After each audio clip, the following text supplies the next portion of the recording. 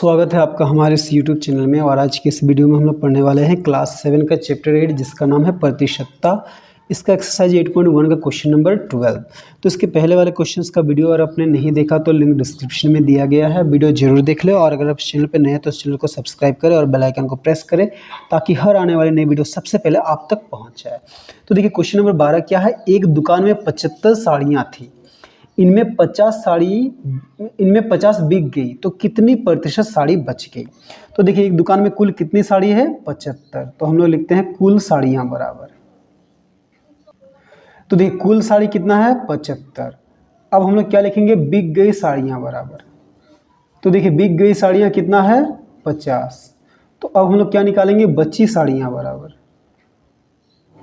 तो देखिए बच्ची साड़ियाँ क्या होगा, ये 75 से 50 को घटाएंगे तो 75 से 50 घटाएंगे तो कितना होगा। देखिए 5 से 0 गया तो 5, 7 से 5 गया तो 2, यानी कि 25 साड़ी बचा है। तो हमें ये जो बचा साड़ी है इसका प्रतिशत निकालना है।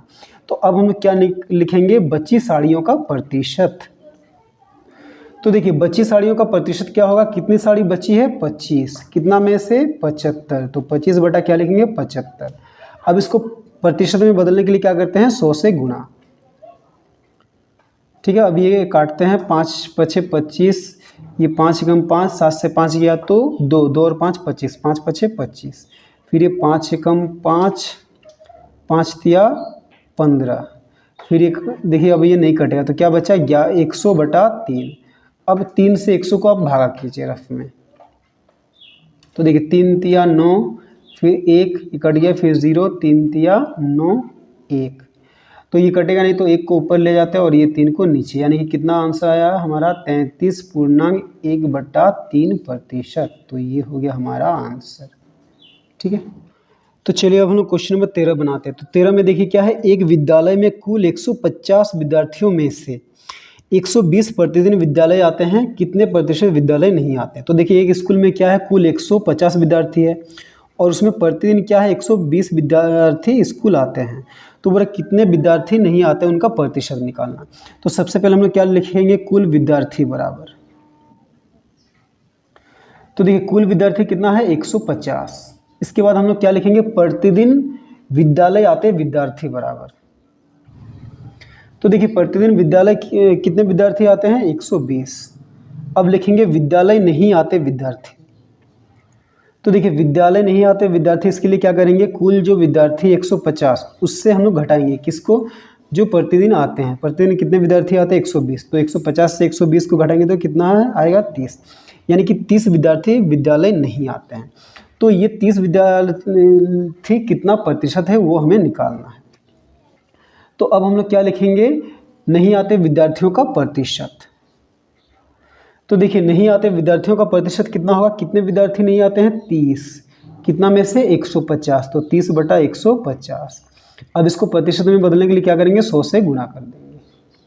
तो देखिए ये 0 कट जाएगा, ये देखिए 15 एकम 15, 15 दूनी 30, तो 2 गुणा 10 यानी कि 20% विद्यार्थी क्या है प्रतिदिन स्कूल नहीं आते हैं। तो ये हो गया हमारा आंसर। ठीक है, तो चलिए अब हम लोग क्वेश्चन नंबर 14 बनाते हैं। तो 14 में देखिए क्या है। एक ब्लाडर में 10 लीटर पानी था, छेद होने के कारण 8 लीटर पानी निकल गया, तो बचे पानी का प्रतिशत ज्ञात कीजिए। ठीक है, तो कुल कितना पानी था 10 लीटर, तो हम लोग लिखते हैं कुल पानी बराबर। तो कुल पानी कितना है 10 लीटर।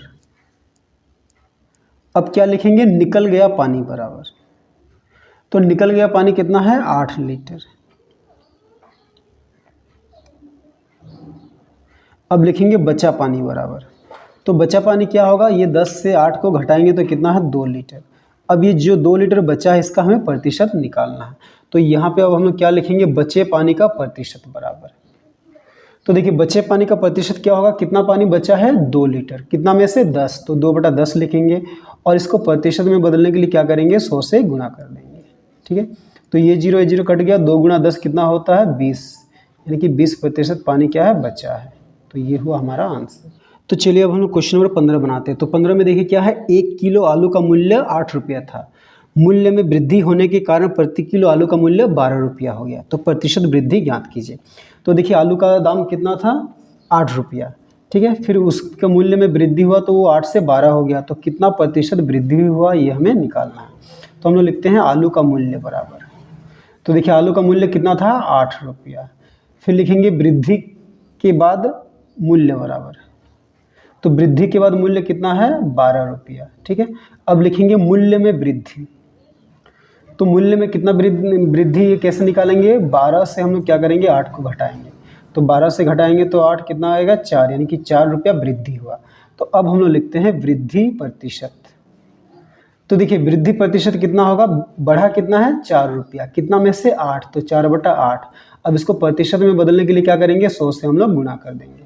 तो देखिए कटेगा 4 एकम 4, 4 दूनी 8, फिर ये 2 से कटेगा 2 एकम 2, 2 पछे 10 और ये 0, यानी कि 50% वृद्धि हुआ। तो ये हुआ हमारा आंसर। ठीक है, तो चलिए अब हम लोग क्वेश्चन नंबर 16 बनाते हैं। तो 16 में देखिए क्या है, पेट्रोल का मूल्य प्रति लीटर 60 रुपये था, यानी कि 60 रुपया लीटर पेट्रोल था। मूल्य में कमी होने के कारण प्रति लीटर 50 रुपया हो गया। तो अब मूल्य में कमी हुआ तो पेट्रोल का दाम कितना हो गया 50। तो घटे हुए मूल्य को प्रतिशत में ज्ञात कीजिए। तो यहाँ पे भी हम लोग पहले जो पेट्रोल का मूल्य था वो लिखते हैं, तो लिखते हैं पेट्रोल का मूल्य। तो पेट्रोल का मूल्य कितना था 60 रुपया। ठीक है, अब लिखेंगे कमी के बाद मूल्य। तो देखिए कमी के बाद पेट्रोल का मूल्य कितना हो गया 50 रुपया। अब लिखेंगे मूल्य में कमी बराबर, तो मूल्य में कमी, इसके लिए क्या करेंगे, ये 60 से 50 को हम लोग घटा देंगे, तो कितना आएगा 10 रुपया। क्या हुआ मूल्य में कमी। अब लिखते हैं हम लोग कमी का प्रतिशत। तो देखिए कमी का प्रतिशत बराबर क्या होगा, कमी कितना रुपया हुआ 10 रुपया, कितना में से 60, तो 10/60। अब इसको प्रतिशत में बदलने के लिए फिर क्या करेंगे 100 से गुणा, तो ये 0 कट जाएगा, 2 तिया 6, 2 पछे 10, तो क्या बचा देखिए 5 गुणा 10, 5 हाँ 50/3, तो 3 से भाग करते हैं हम लोग 50 को, तो 3 एकम 3, 2 फिर 0, 3 छक 18, यहाँ पे 2 कट गया। अब ये कटेगा नहीं तो क्या आएगा आंसर 16.2/3। तो क्या आया 16.2/3%। तो ये हो गया हमारा आंसर। ठीक है।